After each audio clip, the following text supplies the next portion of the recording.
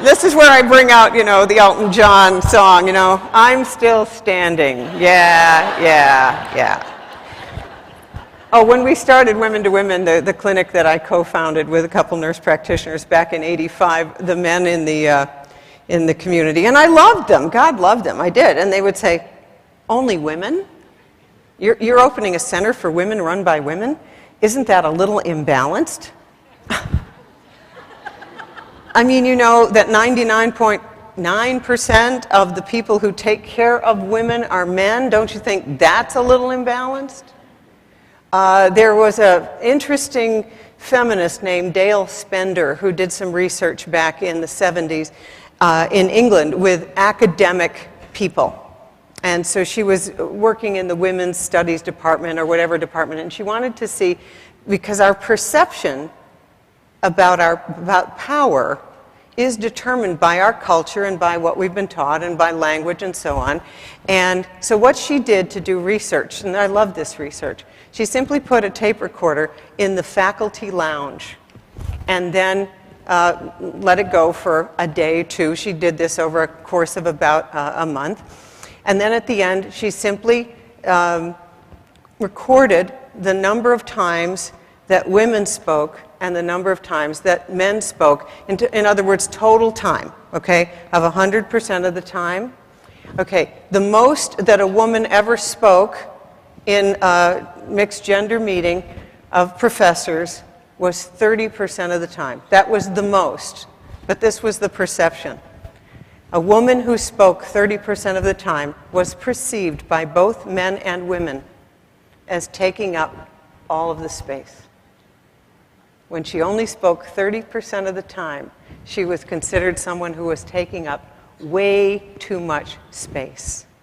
If you're going to be a leader, you're going to have to take up space.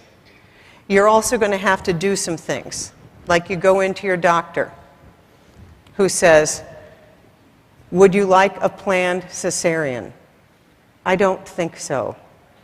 Can we induce you? I think you're 2 days overdue. I don't think so. You are going to have to learn the skills of tuning in to your power. And then the minute you feel something that may be uncomfortable, you need to understand that divinity comes to you through your body. And so you must learn, to some extent, to be with the normal processes of your body, including the need to cry, the need to move, the need to breathe fully, but mostly the need to weep. Now, I was told that this town was settled by Irish Catholic people. Is that correct? So how many people do we have in the audience with an Irish Catholic background? I just want to check it out here. Okay. All right. That's quite a few. When I did my training in St. Margaret's Hospital for Women in Boston, which was an Irish Catholic hospital, I was very proud of something that I had done with a cancer patient. And so I'm talking about it to a nurse coordinator. And she says to me, "Don't break your arm patting yourself on the back." How many of you with an Irish Catholic background were ever taught to never blow your own horn? Was anyone ever taught that? Don't ever blow your own horn. Don't ever, ever say anything good about yourself. Well, that's good. That's stopped. They did an interesting study a while back on college infirmaries to determine who came first to the infirmary and who came in last when they were at death's door. Okay, Jewish people came first. I don't know why, but this is just what happened. The Jewish people came first. They were a little neurotic in this particular study. You know who dragged themselves into the clinic when they were pretty near death? The Irish Catholics, always.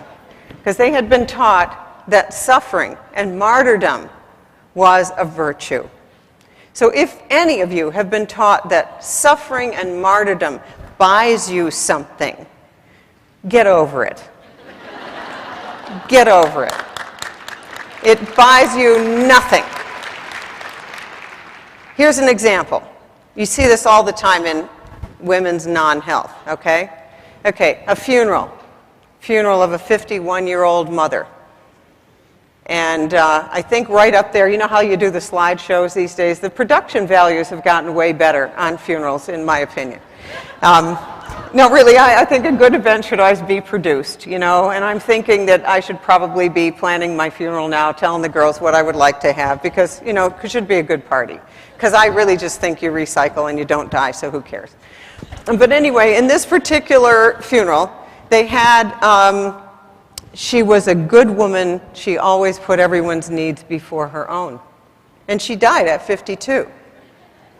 And in the pictures that were shown, okay, you start with a little kid. Little kids are very close to God, and they're close to the original template of what we're supposed to be. 2-year-olds, right? They think everything is fun, and they tell you what they're feeling, and they're hilarious, right? And they're exasperating because they don't do what they're told, too. That's true, too. Okay, so every year there was a picture of her, and she's bright and shiny, and she's shiny, and she's shiny, and then she gets married, and she's more in the background, and she's more in the background, and more in the, until she was like really overweight and puffy in the background. So you could see the trajectory of her life.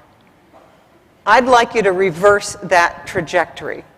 So let me give you some statistics that I really love. I love these. Okay. And this is for all you young women. You haven't even started, so don't worry, you've got plenty of time. All right. Most Americans don't get old at 65, either physically or mentally.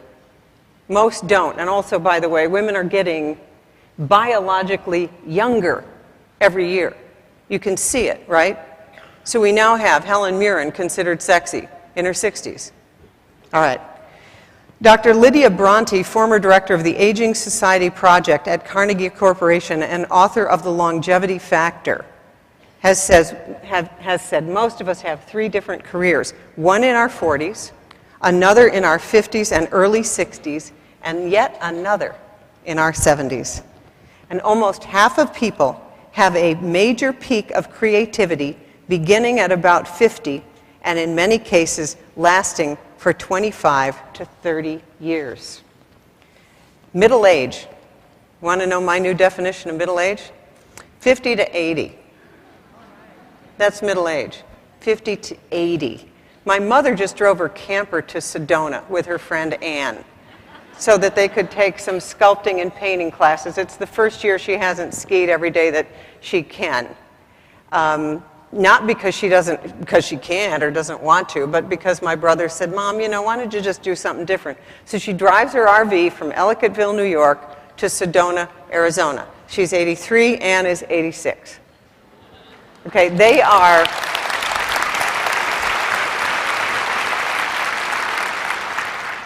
baby boom women by the year 2010 will control 60% of the resources on the planet. They are the richest, most powerful demographic. And they are also one of the most underserved demographics. But the thing about baby boom women is we have the clout, we have the skills, we have the ego strength to know what's important and what's not important. You've been through a few things, and you've been in labor with yourself. That's what perimenopause is. And therefore, that's the best news I've ever heard. This is the group that is going to be leading the planet. Going to be. Now, it's interesting that Susie said she thinks we're killing men off. The truth is we're not.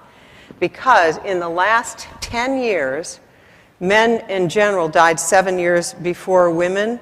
The gap is closing. Men are now 5 years behind women. And if I have my way, it'll be equal. It will be equal because when a woman understands that she's the source of power, and it is her job to make the man in her life a hero, unless he's a narcissist, don't bother, give him to someone else, and he will find someone, he'll find someone in 5 minutes, so don't worry. You can tell those women, by the way, those people, they're in Walmart, okay? She's overweight, looks really puffy, and she's moving the cart like this. The guy is really handsome, and he's strutting like a peacock behind her, okay? Stay away from those guys, okay? But the good guys, if you just use a little bit of your power to make them a hero and tell them how much you appreciate what they're doing for you, it's so easy. I did not learn any of this from my mother because she was the guy. I mean, she was the guy. And she went out and got her first deer at 18. You know, she was Paul Bunyan. Still is. My dad finally just had to leave, you know. It's like, I mean, you know, pass over, you know. Like, oh, God, I'm going to have to climb 25 more mountains, and I just kind of wanted to be on the beach. Probably time to go. Anyway, the Chinese... The Chinese believe that life starts at 60. This is really, really interesting, an Indian tradition as well, that you begin at 60. And my friends who are in their 60s tell me that they had no idea how good life would be, how happy they would be, what a sense of humor they would have. I met a woman last night, Thomasina, who is about my age, and she, like me, decided it was time to do Argentine tango. So she just got back from Buenos Aires. Runs her own company. But, you know, now it's about the tango shoes and the men who really know how to dance with you. Now, no one, I'll bet you when she was 30 and when I was 30, I was just trying to prove I was a guy, not do Argentine tango. See, because what's rising, remember what we said earlier, it is the feminine that is leading now. And I don't mean just the feminine in women, I mean the feminine in men as well. It is the source, it's powerful. Let me tell you how the feminine works. Okay, a woman has an egg, right? Bursts out of the ovary. And then let's say that you want it to get it fertilized, right? So, you know, you're not on the pill, you're not using a barrier, and you want to get it fertilized. This works for everything, by the way, but it works biologically. Okay, the egg comes out, and it sends out a signal to the sperm. Little pheromone. I'm here. It doesn't move. Just stands there. Sends out the signal. And then the sperm swim madly to the egg.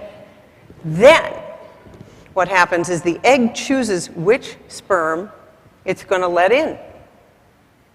And then, if there's some defaults with the sperm, let's say that it's a little defective, it needs to be buffed up, whatever, the egg has the ability to repair the genetic defects in the sperm. Now, that's the ability you all have in your body, which is why it always looks like the good ones are all married, because they've been egged.